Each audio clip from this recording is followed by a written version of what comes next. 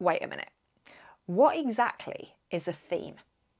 If you're doing Braun and Clarke's reflexive thematic analysis and you've reached the whole generating theme stage and you've thought this, you're not alone. A lot of PhD students hit a wall at about this point. You've done the coding, you've got the sticky notes all over your desk, colour-coded spreadsheets or 247 codes in NVivo or whatever software you're using. That's all well and good. But turning those codes into proper, meaningful themes, that feels like something that nobody's explained properly. And that's what I'm here for today. If we haven't met yet, hi, I'm Dr. Elizabeth Yardley, and I am here to help you get beyond the point of feeling overwhelmed in your PhD. I'm here to help you identify the next tiny step and the step after that and the step after that, because that is how you finish a PhD. Today, we're tackling stage 3 of Braun and Clarke's reflexive thematic analysis, generating and developing your themes. Before we dive in, if you're doing Braun and Clarke's reflexive thematic analysis, you might find this helpful. This is my comprehensive step-by-step guide to Braun and Clarke's reflexive thematic analysis, and it's available in my Degree Doctor shop. It is a no-nonsense, straightforward self-study guide that comes with worksheets, so you can plug in your own ideas, your own thoughts, your codes, your themes as you progress through it. It's good. People like it. It helps them finish their analysis. There's a link appearing on the screen if you want to check it out right now, but I'll also put the link in the description for later. Anyways, let's get into it. What is a theme? Right, let's clear up some confusion. A theme is not just a bunch of codes that sound similar. A theme is a pattern of shared meaning. It tells you something important about your data in relation to your research aims and your research questions. It's the story that's underneath the surface. Think about it like this. Your codes are puzzle pieces. A theme is the picture that starts to emerge when you put some of those pieces together. For example, let's say that you're doing a research project on staff experiences of remote working. You might have codes like working late, checking emails at night, no start or end to the day, always available, and feeling watched on Teams. If you look at those together, a pattern starts to emerge. You might develop a theme called blurred boundaries and digital surveillance. You're not just saying that people worked a lot. You're saying something about how digital tools made work feel invasive and what that meant for people's well-being and identity. And themes don't just emerge, okay? So there's no right or wrong here. Let's just focus on that idea for a moment, this idea that themes emerge, because we've got to clear that up. Themes don't just emerge magically from your data like butterflies coming out of a cocoon. There aren't any hidden truths in there just waiting to be discovered if you squint at your quotes long enough like some magic eye picture from the 90s.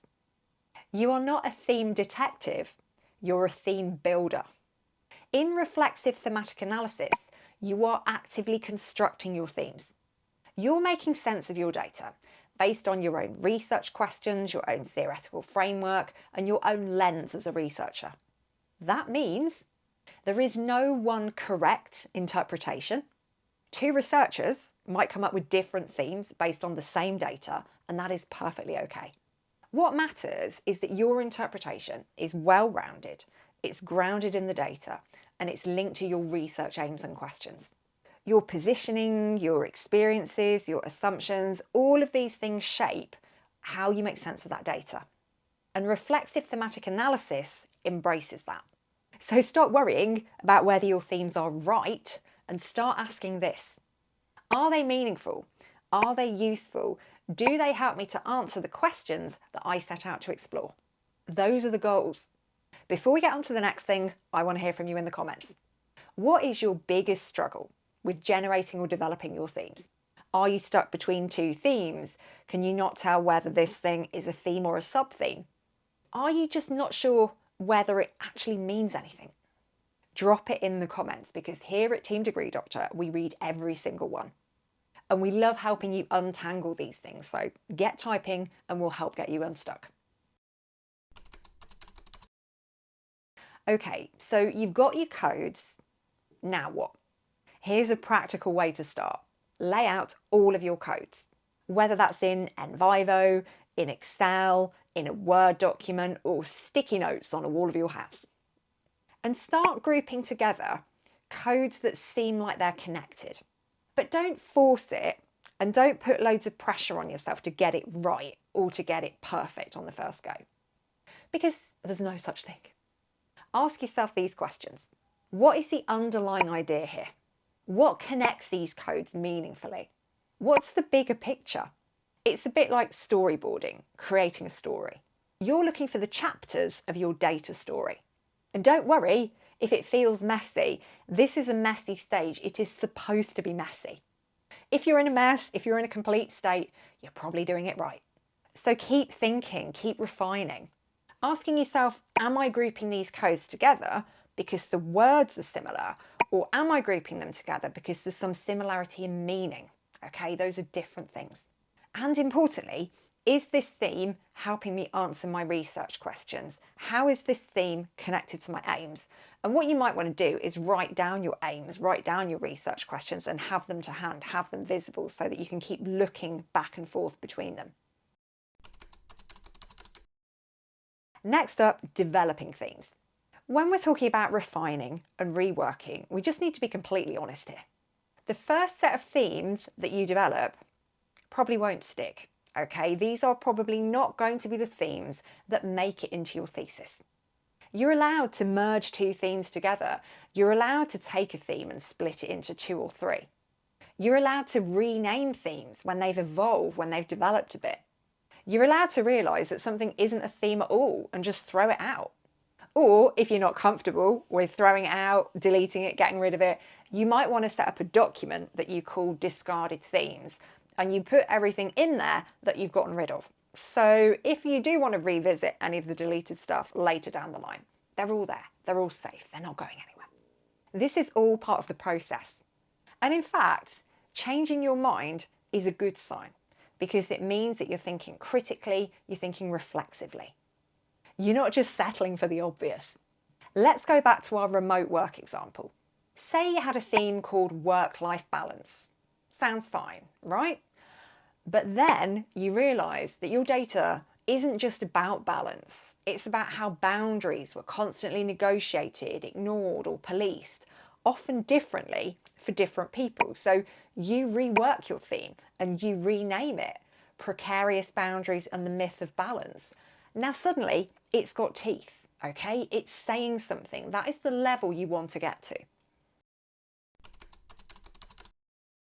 Let's run through a few traps to avoid. Themes that are too vague or too broad. If you've got a theme and the name of that theme could apply to literally any project, so something like communication issues, it's not specific enough.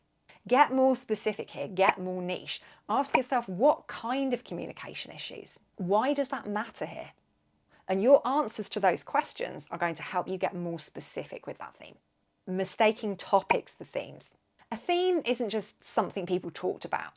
It's something that tells us about meaning, about power, about identity, about struggle. For example, if lots of your participants talked about team meetings, then that's a topic. But if you dig deeper and you discover that people were silenced in meetings, people were ignored in meetings, they were excluded from meetings, or that meetings were used to reinforce hierarchies, you might come up with a name like this: Speaking but not heard, power and voice in organisational communication. That's not just about meetings, is it? That is about power, about status, about belonging. That is what makes it a theme and distinguishes it from a topic. Overlapping themes. If 2 of your themes are basically saying the same thing, combine them. If they're completely separate and they don't connect at all, do they belong in the same analysis? Now, in terms of how many themes you should have, there's no magic number. But in a PhD, I would say between 3 and 5 really strong, really well-developed themes is a good ballpark. And you can put sub-themes underneath them, that's fine. Think quality over quantity. You want depth, you want nuance, and you want substance. Each theme should be clearly defined. It should have supporting data. It should be distinct from the other themes. and it should contribute something meaningful to your overall analysis.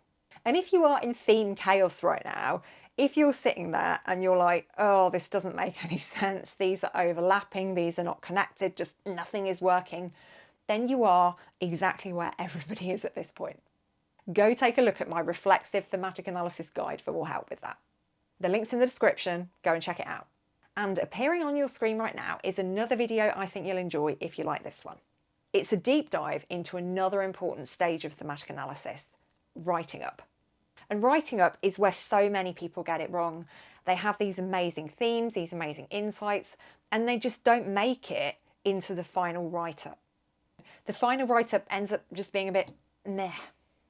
I don't want that to happen to you. So go and check out that video. I'll see you in there.